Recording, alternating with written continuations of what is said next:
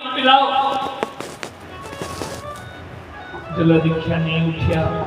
आज पता नहीं की गल परीक्षित की लगा था कि ये महात्मा ये जानी बुझे नहीं उठा था, ये पखंड करा। ये पखंडी महात्मा ने दसा कि मैं बड़ी ध्यान लगाया, मतलब एक आज कल युग में ये बात कहता कि परीक्षित की एक असली संत भी नकली रूप में ये असली संत नहीं है, नकली है। देखो सज्जनों, कलयुग का प्रभाव है ना। ये कलयुग में जे धर्मात्मा राजा परीक्षित जैसे संत की आज असली संत भी नकली रूप में लभा था। कलयुग में फिर विचार करो, फिर साड़ी दुआड़ी की आसू लोग जाइए संत की पहचान करना कलयुग में हर बंदे की बस की गल नहीं। कई बार कलयुग में असली संत की भी लोग नकली समझते, कई बार नकली की भी असली समझी लेते।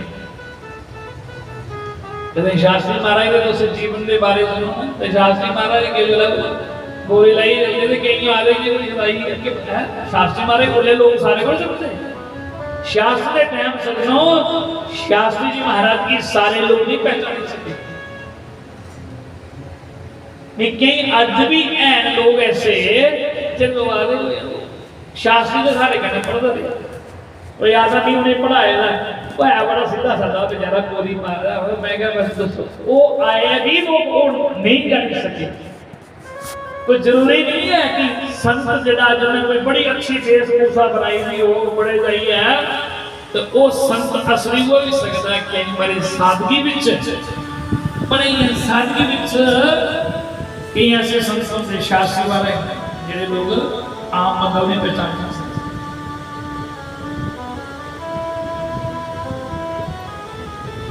पर अज कलयुग विच ना, कलयुग विच जड़ा जदी ज्यादा चमक है ना, जदी ज्यादा चमक होगा तो उसी लोग असली समझते। पर जदी ज्यादा चमक होगी ना, कई बार वो नकली चीजों की तुम बाजार रखे हो ना, कई बार ना दुकाने पर जाओ तो बड़े शहर सुंदर सुंदर गहने होते साड़ी माता बड़े शहर जाइए है सोने को ज्यादा चमकते है ना, पर उनके सोने में लिखा होता कि सोने से कम नहीं और खोने का कम नहीं। पर ऐ सोने दे नहीं है, पर सोने को ज्यादा भी चमक पर ऐ नकली होती। इन्हें क्या कलयुग विच असली और नकली की पहचान कोई बिरला का कर सकता। राजा परीक्षित भी जेड़ा आज कलयुग ने कि ओदे ऊपर अटैक किया कि परीक्षित भी असली संत की नकली समझा। दुल्हा दिखिया नहीं उठिया तो सामने जाइए नजर पई एक मरे दा सर्प पेदा। मरे दे सर्प की दुखिया लकड़ी के लुकिया ते ओदे शमी ऋषि के गले विच पाई गया, संत दा अपमान कर गया। चली गया, मैंने सोचा चलो नहीं उठिया मरे सर्प आई गए, चली गए। शमी ऋषि ते पुत्र श्रृंग ऋषि आए और श्रृंग ऋषि ने जो अपने पिता के देखा मरे का सर्प उनके गले लटका था, पिताजी समाधि में बैठे थे बच्चे सुनाया और उस शमीक ऋषि के पुत्र श्रृंग ऋषि ने हाथे में जल लगा कमंड में जल कढ़ी है तो शाप देवड़िया जो बच्चे सुनाया कि तुम्हारे पिता के गले में मरे का सर्प परीक्षित में पाया। शाप देवड़िया कि मैं अगर एक ब्राह्मण हाँ और मैं एक जिस राजा परीक्षित ने मेरे पिता के गले में मरे का सर्प पाया मैं उसे शाप देना आई तो ठीक समय दिन उसकी सर्पे दे राजा तक्षक जेड़ा सर्पे का पूर्वज तक्षक नाम दे सर्प दे द्वारा दसने कने ओदी अकाल मृत्यु हो शाप देव ने। और इधर शमीक ऋषि की समाधि खुली तो भी जब समाधि में बैठे थे उन्होंने अखा खोलियां देखा उनका पुत्र श्रृंग ऋषि वाला बोले बेटा क्यों रो रहे हो? बोले पिताजी आपके गले में मरा हुआ सर्प देखो किसने मारा। जब देखा मरेगा सर्प तो उसी उतारे मरा के ताक में फिर क्यों है बच्चों मरेगा सर्प। और श्री कृष्ण ने कहा मैंने पिताजी परीक्षित राजा ने आपके गले में मरा हुआ सर्प डाला था और मैंने उसको शाप दे दिया। आज ठीक 7 दिन उसकी तक्ष के डसने से उसकी मृत्यु हो गई।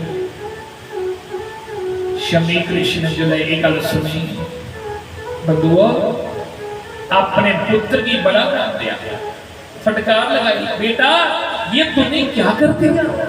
अरे राजा परीक्षित जैसे धर्मात्मा को तुमने शाप दे दिया। तुम जानते हो राजा परीक्षित बहुत बड़ा धर्मात्मा वो संत महापुरुषों का मान सम्मान करने वाला संतों की रक्षा करने वाला। हम लोग जंगल में तो तपस्या करते हैं और हम सबकी रक्षा कौन राजा परीक्षित तो करते।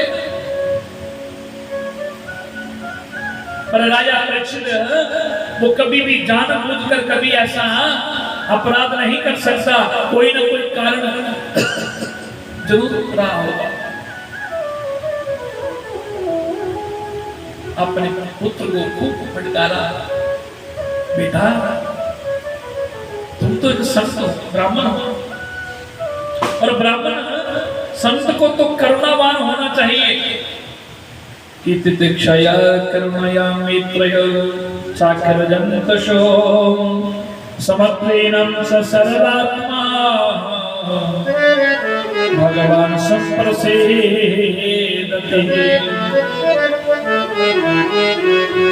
शमी ऋषि ने कहा देखो बेटा हम लोग संत हैं बेटा। संत और ब्राह्मण को हमेशा करुणावान होना चाहिए। प्राणी मात्र के लिए मैत्री और प्रेम की भावना वाला होना चाहिए। ये तुमने क्या कर दिया। पर जब उनके पुत्र श्रृंग ऋषि ने कहा पिताजी अब जो बाण निकल चुका है वो लौट कर तो कभी आएगा नहीं, अब क्या किया जाए।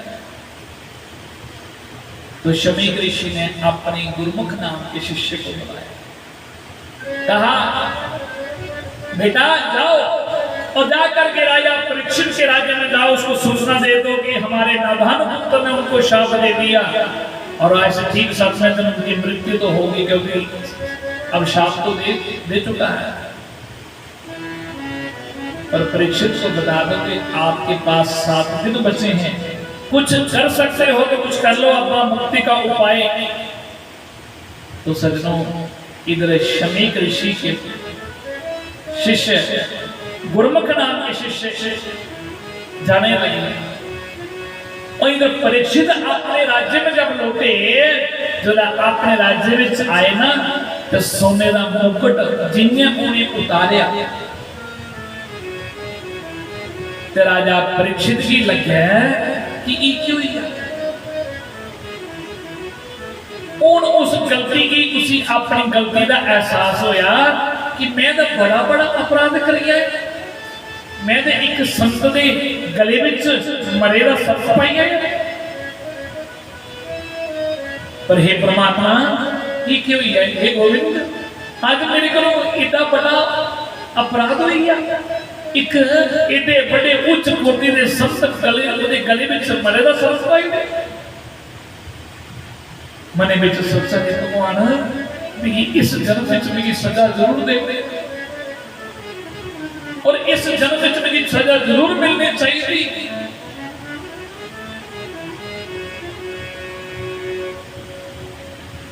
क्योंकि सोने के मुकुट पर कल बैठा कल जो वो मुकुट उतारिया और गलती का एहसास हो गया। पर इतने शौन का ऋषि प्रश्न किया गुरुदेव एक गल दसो सोने के मुकुट पर कल जो बैठे पर इतने थोड़ा एक मने में थोड़ा यार एक मने में शंका हुआ करती है तो समाधान करो कि जे कल जो सोने में वास उसने किया सोने विच तुसीं आख्या कि सोने विच परीक्षित ने सी स्थान दिता कि सोने में तुम्हारा वास होगा, तो मुकुट पर कलयुग में ही है, पर आगे कलयुग आवा करता और उस कलयुग विच लोग फिर सोना पाना छड्डी कर क्या बोले महाराज क्या सचमुच सोने में कलयुग का वास होता है? अगर सोने में कलयुग का वास होता है तो फिर भगवान कृष्ण ने गीता में क्यों लिखा है? भगवान श्री कृष्ण गीता में लिखते हैं कि धातु न अस्मे कांचन,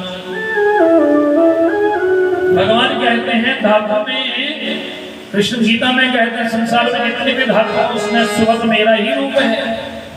भगवान क्या कहते हैं कि धातु में तो जरा सोना ना, सोना मेरा ही रूप है, मैं सोने में वास करता हूं। तो और भगवान वेद सिद्धांत में लिखा है, वेद सिद्धांत लिखा है कि हिरण्यगर्भ माने जिसके पेट में सोना है। हिरण्यगर्भ भगवान का नाम है जो सोने का रूप है और उसे हिरण्यगर्भ कहते हैं। तो जब सुवर्ण में परमात्मा का वास है, जिस सोने में तो भगवान का वास है, तो फिर उस सोने में तो कलयुग प्रवेश किसने करेंगे?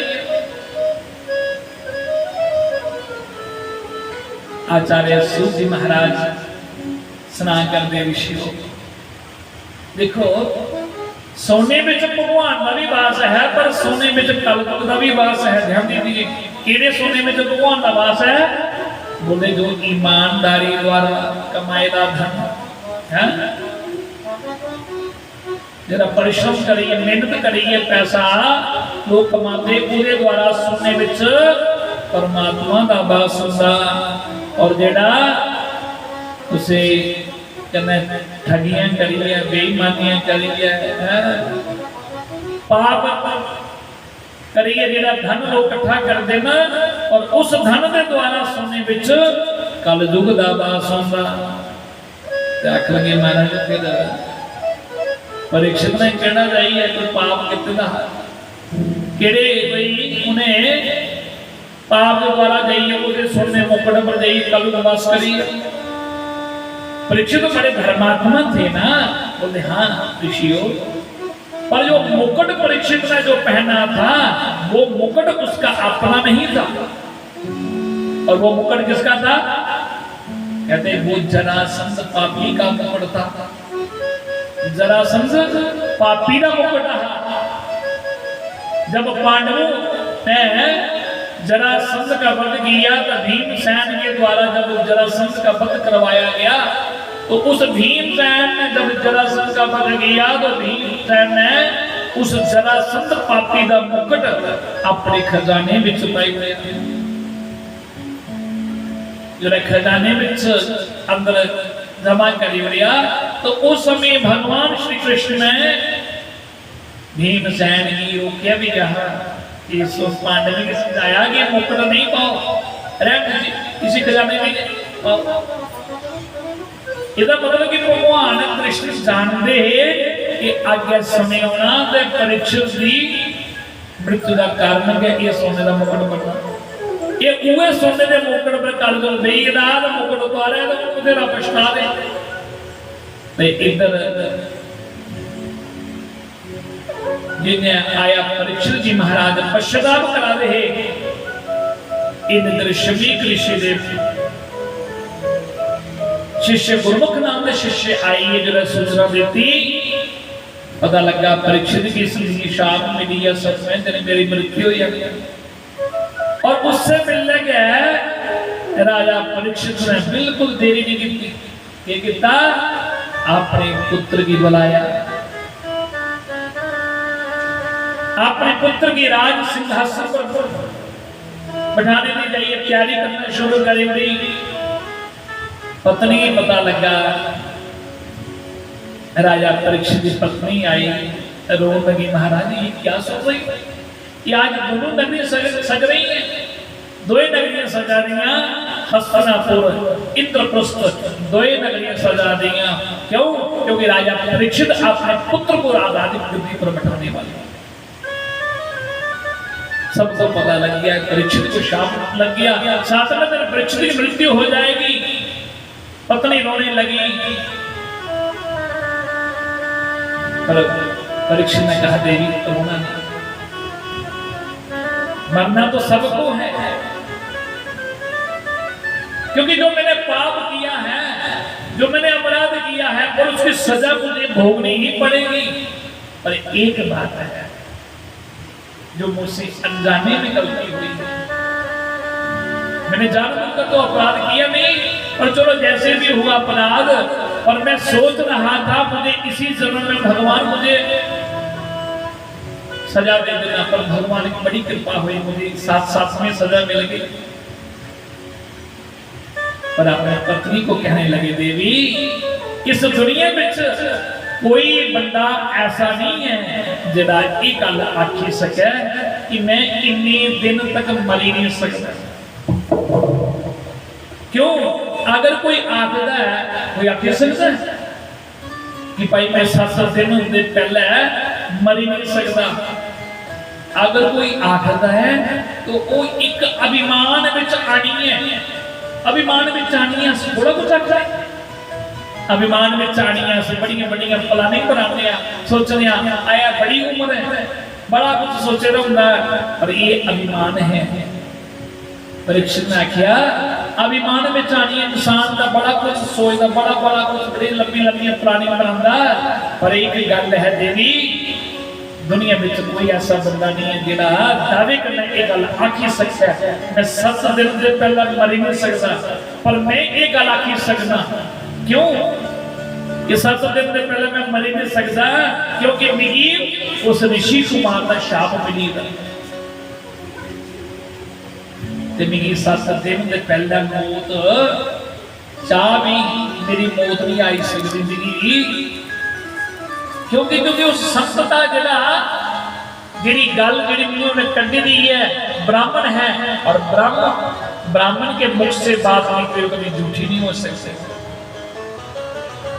ब्रह्म वाक्य जनार्दन, ब्राह्मण का मुख से निकला हुआ वाक्य जो है, जो भी बात ब्राह्मण की वो कभी झूठी नहीं हो सकती। उस ब्राह्मण का मुझे शाप लगा है, 7वें दिन ही मैं मरूंगा, और जिसको पता लग जाए 7 दिन के बाद मुझे मरना है तो वो अपना समय क्यों व्यर्थ करवाएगा। तो सब उसे पता लग गया है कि 7वें दिन में मरी जाना, उसे की पता लगी है, साढ़े विच उसे पता लगी है कि भाई भी मेरे ने बाहर मरी जाना, तो क्या वो अपना समय व्यर्थ गवा गया? नहीं गवा। परीक्षित आके भगवान उसे की समय नहीं दिंदा, उसे की दसना नहीं है कि बच्चों इन्ने दिन के बाद तेरी मृत्यु हो जानी है। पर परीक्षित आखा मैं खुश नसीब हाँ, भगवान ने मेरी 7 दिन पहले दसी दिया, मेरी पता लगी 7वें दिन में मरी जाना। इस वास्ते राजपाट पुत्र की राज गद्दी सौंपी है, पत्नी की आखिर देवी मेरा तेरा इतना साथ लगा, कार कृष्ण राजपाट सब छड़ी लिया, और परीक्षित जी महाराज ने महाराज ने वस्त्र भी उतारे और इन्हें पगड़ी के कपड़े पाई, वस्त्र साधारण वस्त्र पाई है, और राजपाट छड़िए चली गई, पीछे ध्यान नहीं किया कि मेरी पत्नी रवादी है, मेरा परिवार है, मेरा राजपाट, मेरे मंत्री पीछे कुछ नहीं, पीछे सब कुछ छड़ी हो गया।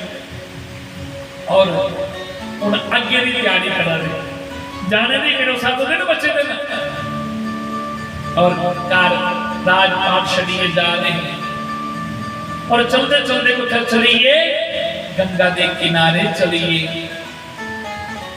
बड़ा सुंदर है बट वृक्ष, वो अक्षय वट, और जिसके उस वृक्ष परीक्षित जी महाराज भी ये गंगा मां भागीरथी गंगा कोरे मगा कर दी, और गंगा के किनारे बैठे थे, और इतनी देर जुने जुने संति की पता लगा सजनों, जिन्हें जिन्हें महापुरुषों की पता लगा कि परीक्षित की शाप मिली है, सारे संत महात्मा लोग परीक्षित को इथे हवा कर दे।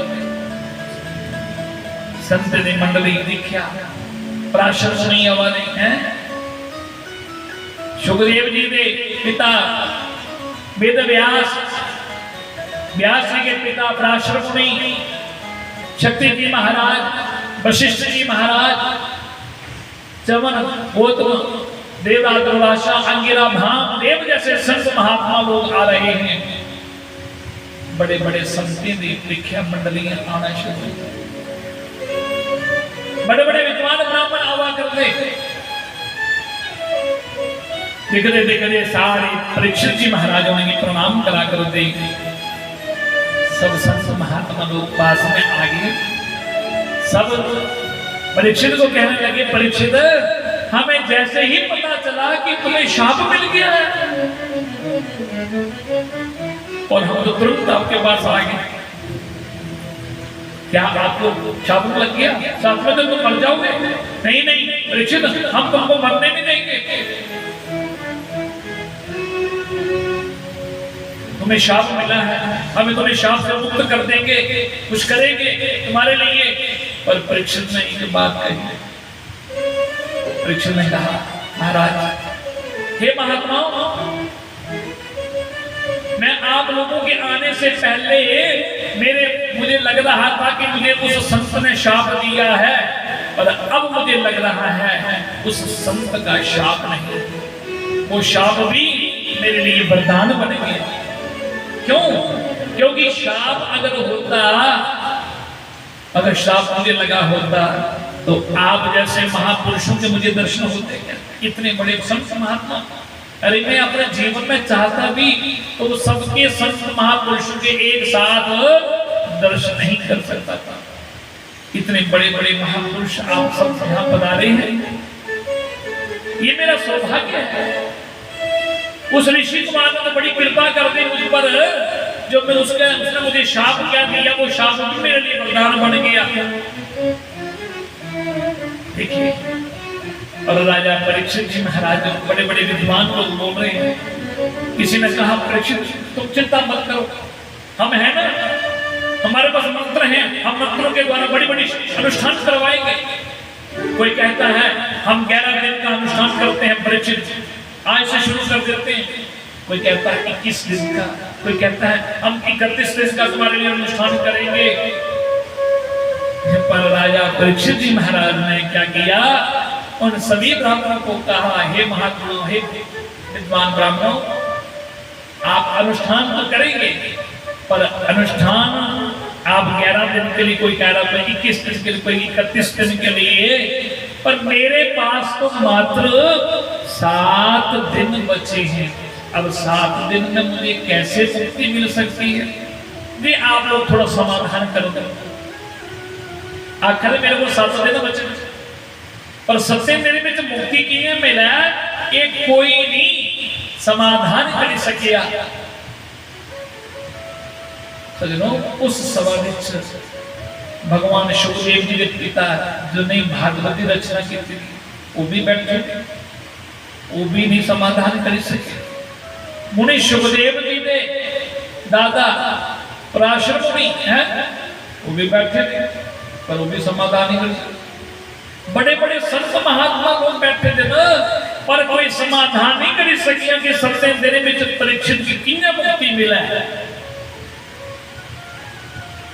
सब सोचा दे, पर परमहंस मुनि शुकदेव जी महाराज एकांत समाधि विच बैठे थे, और समाधि विच बैठे रहे, और समाधि खुली, जिन्हें समाधि खुली, और उन्हें अंदर आवाज आई, अंदरमा की आवाज आई कि हरे व्यास पुत्र जाओ और जाकर के वो राजा परीक्षित जिसको शाप मिला है, जाकर के उसे भागवत की कथा सुनाओ। शुकदेव जी उठे, जंगल में उठे और दौड़ते आवाज़ उधर परीक्षित से कौन आवाज़, मन कहता है चल परीक्षित के पास, और दौड़ते हुए आ रहे हैं। जिसके पीछे जो नहीं पीछे जाइए, जाग तो जाइए, पीछे रोड़ा पड़ते आवाज़ आकर देखो नंगा बाबा जा रहे हैं। क्योंकि सुखदेव जी, ध्यान दीजिए, सुखदेव जी इतने बड़े संत हैं, परमहंस हैं, शरीर में कोई वस्त्र नहीं है, एक लंगोटी पाई बस, और पैरे में जुदाई है, नंगे पैरे आवाजे सुखदेव जी का कोई आश्रम नहीं है, सुखदेव जी का कोई शिष्य नहीं है। देखो मैंने पहले भी कहा ना कि संतों की पहचान कोई बड़े बड़े आश्रमों से या कोई बड़े बड़े शिष्यों से पहचान नहीं होती। शास्त्री महाराजों ने किड़े रही कोई शिष्य बनाए हुए हैं, आज फिर भी दुनिया सारी उन्हें की मनती है, पर उन्हें कोई पर्सनल को से चेला नहीं बनाया है। पर सुखदेव जी महाराज भी इतने बड़े ऐसे परमहंस, क्योंकि जब सुखदेव जी का जीवन देखें सजनों, इन्हें लगता है कि सुखदेव जी का जीवन दिखता है, उनका जीवन चरित्र दिखता है, शास्त्री महाराज का दिखता है, तो लगता है कि भगवान सुखदेव जी ही शास्त्री महाराज रूप में आए तो सारी जम्मू की धरती पर जाई है, सारे लोगों की डोगरे लोगों की जगाया। एक जम्मू में नहीं, पंजाब में बाहर स्टेट में पंजाब के लोगों में जाइए सुधारे तो शास्त्री महाराज साक्षात मुनि सुखदेव का रूप धारण करिया, जो ने इस भागवत धर्म का प्रचार किया। तो सुखदेव जी महाराज दौड़ते अवधि जो लहाई इधर परीक्षित को चारों तरफ संत महात्मा लोग बैठे हैं, विद्वान ब्राह्मण बैठे हैं। इन्हीं देर संत की नजर में एक महात्मा जी ने देखा, सुखदेव जी की देखा, वाह सारे इशारा करते देखो मुनि सुखदेव जी आवाज परीक्षित की आख्या परीक्षित सुखदेव मुनि आवाज करते ना, पर ये आवाज पुत्र ना ये कोई नहीं जानता ये पुत्र चली है, क्योंकि संत जिधर देना इधर वो पता नहीं, पर आवाज है ना। पर एक गल आखी ये परीक्षित तेरे प्रश्न का कोई समाधान नहीं कर सके, पर कदे मुनि सुखदेव जी आई ना ये तेरी सभा में आई है, तेरे प्रश्न का समाधान ये कर सकते, पर देखा दे सब नजरें जाइए, देखा दे पुत्र उधर सुखदेव जी महाराज आए दौड़ते आए और परीक्षित सभा में आने नहीं है प्रवेश किया। सारे संत महात्मा विद्वान उठिए, स्वयं राजा परीक्षित भी उठिए खड़े हुई है और मुनि सुखदेव जी का स्वागत किया। बोले सुखदेव भगवान की जय। और स्वागत लगे करने, शुभ स्वागतम गुरुदेव, शुभ स्वागतम गुरुदेव, शुभ स्वागतम गुरुदेव, शुभ स्वागतम गुरुदेव, शुभ स्वागतम गुरुदेव, शुभ स्वागतम गुरुदेव, शुभ स्वागतम गुरुदेव,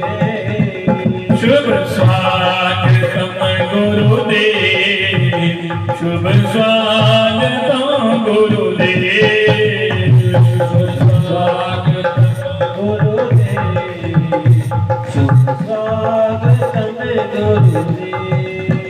शुभ स्वागतम गुरुदेव, शरणागतम गुरुदेव,